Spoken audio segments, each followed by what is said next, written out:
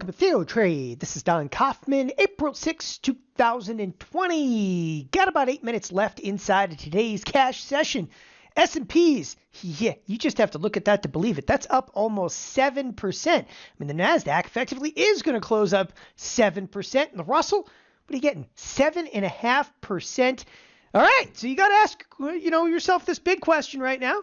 Is it still part of the rip your face off rally? Huh? Or are you just kind of getting led back into this? Come on, it's okay to get back in the water. Right before what? Well, we're going to talk about that here momentarily. On this evening's video, I want to start with a quick discussion specifically regarding the SPX, because I talked about this kind of ad nauseum on the weekend video, and that was actually the expected move, which is right here on your screen. So that expected move, and I'm just going to highlight it here for, again, a brief moment, freeze the screen just so you get, I guess, a little bit of an idea of exactly what we're looking at over here. So the expected move in this week's trade, which happens to be a 4-day week, right? Because Friday, it's Good Friday, we're closed. You're looking right now at about $119 move. That's $119 higher or $119 lower. That's supposed to be for the entire week, all 4 days. That's based on SPX options. Nevertheless, take a quick glance back right here at the SPX. Yeah, the way I see it, that says $171. I told you guys, okay, do not trust that SPX expected move as far as you can throw it, because it was so narrow. And what effectively happens from time to time is you get a week where you're expecting massive volatility. Like last week, we had over a $200 expected move, and not that much happened. So what did they do? They collapsed down the volatility, only to tear right back through the upside of it. This is something that you want to keep in mind throughout the rest of this week. What do you want to keep in mind? Well, specifically that we are outside the edge. Again, outside the edge of that expected move. And if we continue on that path, there's a pretty good probability that we come back inside the edge of the expected move. Nevertheless, I'm going to show you a couple of aspects in the marketplace that just don't make a whole lot of sense right now, and I think it'll actually catch your attention. And then I'm going to show you what I believe to be advantageous right here, right now. One of the first things I want to start with is, let's cut to the chase. What's advantageous right here, right now? All right, I have to pull up the QQQ. Why do I want to look at the Qs? Right here, this is exactly where we're at right now in the Qs. Okay, just draw a line across the screen over there, right? All right, so here we are after one of the most tumultuous sell-offs in the history of the marketplace. We bounce back up, and again, these are huge bounces. But right now, based on where the market currently is, right here, just shy of about 200 marker, and again, we're in the Nasdaq. We're only back to where we were in what? Oh, like early November. That's all we've given back inside of the Nasdaq. Now, you have to ask yourself, in a broader sense, now, I know that there's stimulus pouring out, whether you want to talk about the Fed and the trillions of dollars they've added to the balance sheet in the last 2 weeks, or do you want to talk about, all the different stimulus packages from Congress, and they're going to keep it, with the fire hose broadly open. I get it. But do you think, that the economy is only getting knocked back to what it was back in November?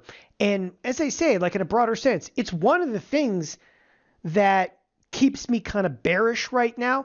I'm going to tell you, a few weeks back, coming back here to from March 16th to late March, I was covering a huge number of positions, okay?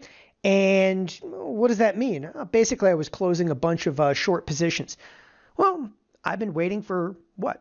Well, a leg to happen either higher or lower. And I kind of want to reiterate this because this is what gets a little bit confusing for some people. When I say a leg higher or lower, all right, what I'll find advantageous is, so what if I was closing positions even down here? I didn't necessarily catch the bottom. I'm not sure it is a bottom.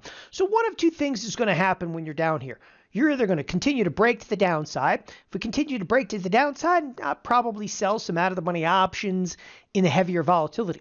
But that didn't occur. What occurred is we actually broke back to the upside, which to me, from this point, I look at as advantageous where I want to take a couple of more short positions. And that is precisely what I'm going to do. And I'm using the Qs because the Qs, you just have to put this into scope. The Qs, after being down, again, the depths of here, 20 some odd percent, now they're only down about 8.7% year-to-date basis. People, that's like skinning your knee compared to where you were 3 weeks ago. I'm going to reiterate something to those of you that may need this. If you need an exit, now's the time. Basically what I'm saying, you have a long portfolio, you got a 401k, you got an IRA, you didn't get out when the getting out was good. Guess what? The getting out's pretty good right now. I know you may not have gotten out like a month ago, month and a half ago, but right now, okay, that ain't half bad because you're walking away and you're relatively unscathed. All you did is give back gains between now and again, kind of like November, which I can't reiterate enough. You're getting out relatively unscathed at this point in time. Again, with 7% plus rallies, this stuff is ridiculous. If you look as we kind of spurt a little bit higher here into the close, these are astounding levels in the marketplace, people. The Russell is actually going to do close to 8%. In fact, if you look at the S&Ps, and I want to bring up some of the gravity points in here. All right. We actually crest into different gravity points throughout the course of the trading session, and these have been just spot on. I mean, it's imperative that you understand these gravity points. Okay, this happens to be 25.75. Now, let's all remember that these gravity points have been in play for a huge amount of time. We're not talking weeks, we're not talking months, we're actually talking years, these specific levels. So we came up to the 25.75. In fact, it's worth kind of zooming out into some of the overnight trade if you are if you do tune into overnight trade. All right. We actually came off the 24.66 from the previous close. We broke to the upside, came to the 25.75. After hitting the 25.75, I'll scroll forward in time over here. We actually came flying up to 26.26, stopped on a dime over there. Now we actually reached all the way, okay? And this is a big one in here. Let me actually zoom it out now to a much more substantial chart. You're actually facing, okay, 26.82 to the upside. Again, 26.82 with just 50 seconds to go to the cash close. You can almost say, well, what are we going to do? We're going to pull up to the 26.82. We're actually going to drop back down into the 26.26. And it again, we're going to be stuck right between a rock and a hard place here on this cash close, which is coming 35 seconds from now. Now, time out. Before you take this too far, and all the different gravity points on here, okay, one of the reasons I also remain relatively bearish on the overall marketplace. So I looked at the Qs and I was like, wow, they're only down 8%. And we've really only fallen back to where we were in November. Yeah, but one of the other reasons, it's what's in the tape right here, right now. What's in front of me? Do you realize that you have a marketplace? And I'm just going to highlight this. You have a marketplace that's up some, almost 7% over here. It pulled back a little bit. It's volatile, isn't it? The volatility futures, they backed off. Okay, the VIX barely backed off.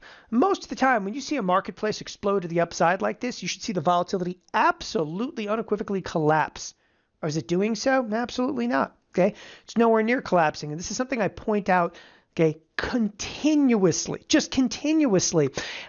Moreover, when you start looking at the structure of volatility, and this is something a lot of people are not necessarily intimately familiar with. When you start looking at the structure of volatility, forget about the 9-day volatility options and volatility, I should say, futures in here. Okay, let's come out in time a little bit and let's explore a bit about volatility and the volatility futures, because these volatility futures, this is tangible. This is tradable. When people look at the VIX, they don't realize that the VIX is predominantly an equation. Yeah, it's based on SPX options 30 days out. Okay, but these volatility futures, they're pure.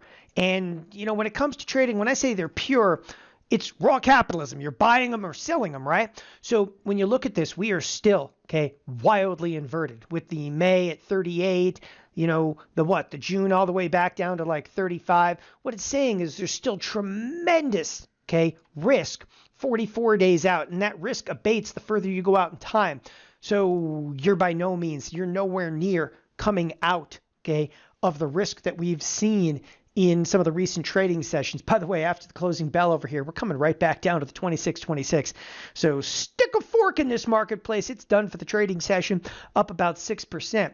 But the volatility futures, they're firing a little bit of a warning shot. And I also want to reiterate, look at the VIX at the close. If you missed it at the close, you missed everything, okay? The VIX exploded higher at the close. I'm going to take that one further. The volatility of the volatility index. The volatility of the volatility index is known as the VVIX, or VIX of the VIX. That's a really exciting term.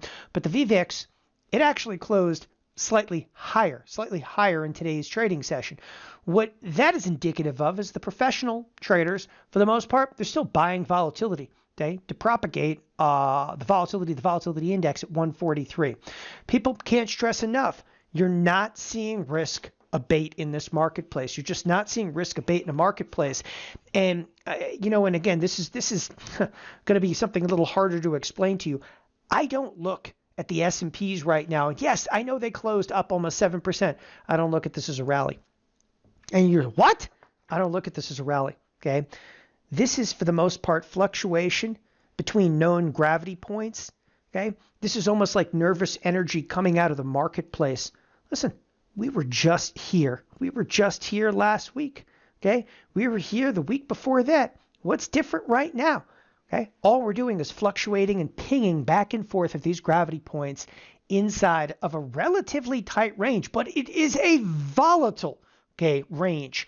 All right? These are huge moves on a percentage basis. There's no question about it. When I say, though, I don't look at it as a rally, I look at it as just simply opportunistic. Now, when I talk about like the opportunity, as I said, so the market bounced back to the upside, and it's my inclination based on some of the volatility and so forth that we're probably going to make some legs back to the downside. Well, given the fact that we are up some 6-7%, it just makes it easier effectively to take those particular trades. What would I look at? Well, first of all, looking at individual stocks is rough right now because there's a lot of earnings coming out, and the earnings, I don't even know what to think of this earnings season. It's going to be a complete and total free-for-all. Some of the companies are going to release. Some of the companies are not going to release. If you look at Apple, they pushed out their date. It just goes on and on. I mean, a lot of the companies are going to be like, yeah, we were going to release this date, but then they push it a little further out in time, do a little dance, make a little love, and maybe get earnings down, and maybe they don't. Nevertheless, okay, the point that I'm making is at a time like this, start to move to ETF products. And I actually go through and I start to filter through which ETFs are strong and which are not so strong. Okay, and I'll save you some pain, but I actually went down to a style set that I use, and I use what's called sector comparison. And the sector comparison, it's what sectors are strong, what sectors are weak. And I looked at this and I was like, all right, XLK, which is technology. What else is up here? XLP. And I was shocked to actually find XLP up there. And that's exactly the one I'm going after. Okay. Two different things that you could do in here. The XLP, which is what? None other than consumer staples. Now, consumer staples, I'll remind you, I have maintained some short positions in here. Most of those short positions I actually covered, okay, back here on the 16th of March. We continue to progress to the downside. I have maintained a very small position, but this bid back up, I'm shorting into it. So I'm going to short into it. Consumer staples are now down, okay, a whopping 8%. That's it? Yeah, that's it. Okay, this is right there with ultimately what the Nasdaq is doing right now. And when you think of consumer staples, yes, Walmart happens to be, one of them in there, but there's a lot more packed into this particular ETF, and you can see a multitude of different positions, okay, that have now gone on. Now, if you're comfortable in consumer staples, sure, you could put on what's called a duration position. If you're a little less comfortable and you want to put on a shorter duration position, use an in-out spread. Use one strike in the money, one strike out of the money. All right, and come out a few weeks, maybe even a little bit more than a month. More time doesn't necessarily cost you more with an in-out spread, but I think at this point in time, it's going to be rather advantageous. Remember, a lot of earnings coming out, and with those earnings coming out, you got to be careful. You got to circumnavigate, right, the unknown. So with that, okay, stay tuned. There's a lot more to come inside of this marketplace. Once again, I'm going to reiterate. Do not let this rally fool you. We just broke outside the expected move in the first day of the week. It's a 4-day trading week. There's a ton, okay, of news and information coming out through the course of this week. And we do have the ability, if you will, to collapse even under the expected move. It's only a $119 expected move, of which we saw a $175 move today. Thanks, everybody, for joining us here at TheoTrade. Have a wonderful evening. Bye-bye.